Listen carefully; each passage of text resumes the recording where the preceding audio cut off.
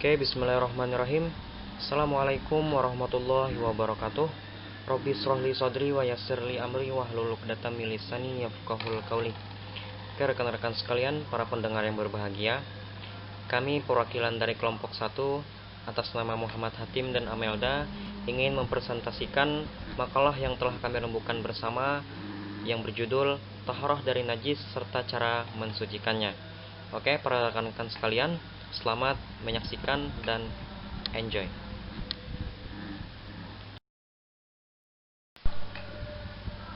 Baik, yang selanjutnya kami ingin menjelaskan apa pengertian taharah.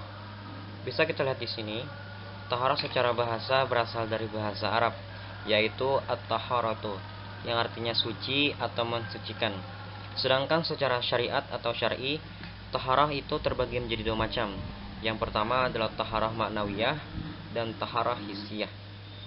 Taharah maknawiyah ialah mensucikan hati dari syirik dan bid'ah di dalam beribadah kepada Allah Subhanahu wa taala, mensucikan hati dari dendam, dengki, kebencian dan lain sebagainya ketika bergaul dengan hamba-hamba Allah.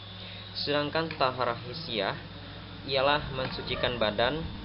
Taharah ini terbagi menjadi dua macam, yaitu yang pertama, menghilangkan sifat yang dapat menghalangi keabsahan salat atau kesahan salat, sahnya salat dan hal lain yang dipersyaratkan harus bersuci. Yang kedua yaitu menghilangkan najis. Sedangkan secara istilah, taharah artinya menghilangkan hadas, najis dan kotoran dari tubuh yang menyebabkan tidak sahnya ibadah lainnya.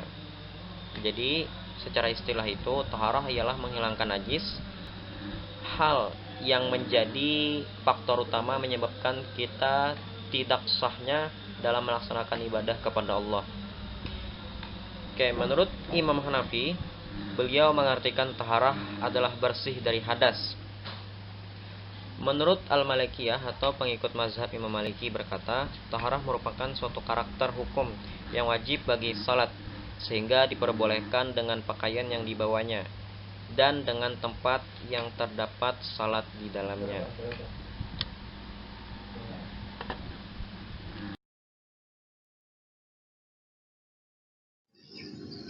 Seperti yang sudah dijelaskan oleh Hatim tadi, taharah itu terbagi menjadi dua macam, yaitu taharah manawiyah dan taharah nisyah.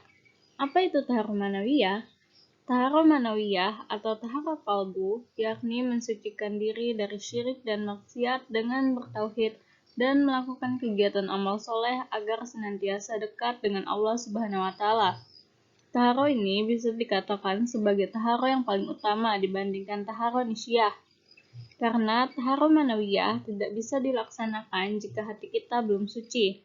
Karena itulah, sebagai seorang muslim, kita harus mensucikan diri dan jiwa dari perbuatan syirik dan munafik, dan juga dari kegiatan maksiat seperti dengki, sombong, dendam, benci, ria, dan lain-lain.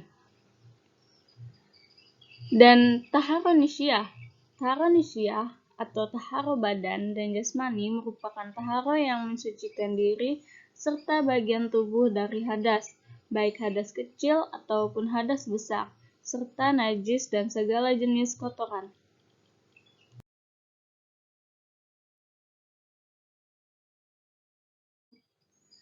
Jadi yang selanjutnya, macam-macam air dan pembagiannya dalam taharah.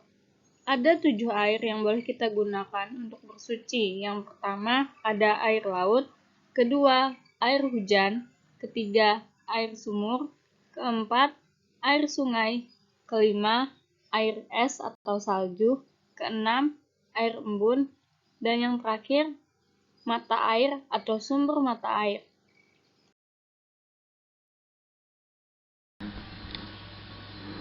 Yang selanjutnya macam-macam air. Air terbagi lagi menjadi 4 bagian. Yang pertama ada air mutlak, yang kedua air musyammas, yang ketiga air mustamal, yang keempat air najis.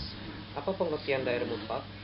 Air mutlak ialah air yang suci lagi mensucikan dan tidak makruh untuk bersuci. Air mutlak biasanya digunakan untuk menghilangkan hadas dan najis. Yang kedua air musyammas, yaitu air yang kena sinar matahari sampai panas. Contohnya ialah apabila kita mempunyai tong air, dan itu terkena sinar matahari selama 24 jam. Air ini mensucikan tetapi makruh untuk dipakai bersuci. Yang selanjutnya air mustakmal, yaitu air yang telah dipakai untuk bersuci, dalam kurung yaitu mustakmal. Air ini suci tapi tidak mensucikan. Tidak boleh kita pakai untuk bersuci. Tetapi kalau belum berubah rasa dan baunya masih tetap suci. Nah, apabila kita telaah lagi, airnya itu tidak berubah dalam bentuk zat dan rasanya, itu masih tetap suci. Yang terakhir yaitu air najis. Air najis yaitu air yang sedikit atau banyak yang terkena najis sehingga berubah rasa atau baunya. Kalau air itu sedikit menjadi najis sebab bercampur dengan najis, baik keadaan berubah atau tidaknya. Tetapi kalau air itu banyak menjadi najis sebab bercampur dengan barang najis sampai berubah rasa atau baunya.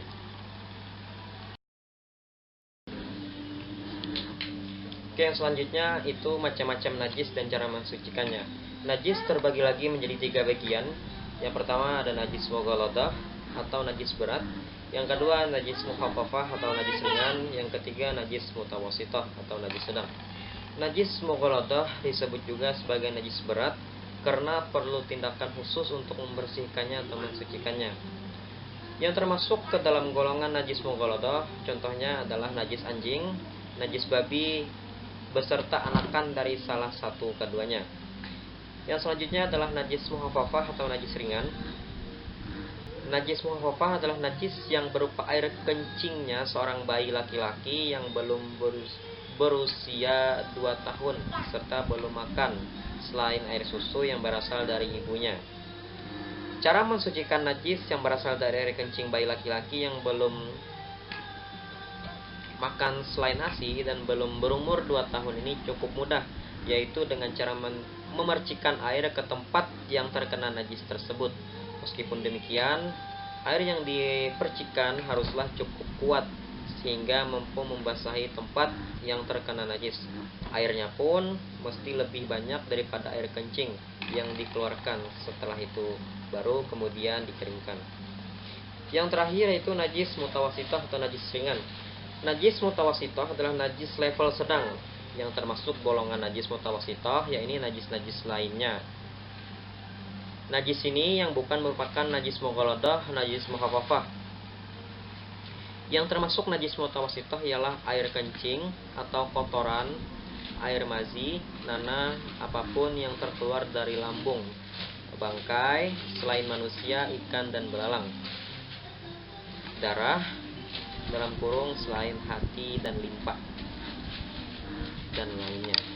Cara mensucikan najis mutawassithah ialah dengan dihilangkan najis ainahnya terlebih dahulu, yaitu yang berupa warna, bau serta rasa. Dilanjutkan dengan proses menyiram dengan menggunakan air yang suci dan mensucikan.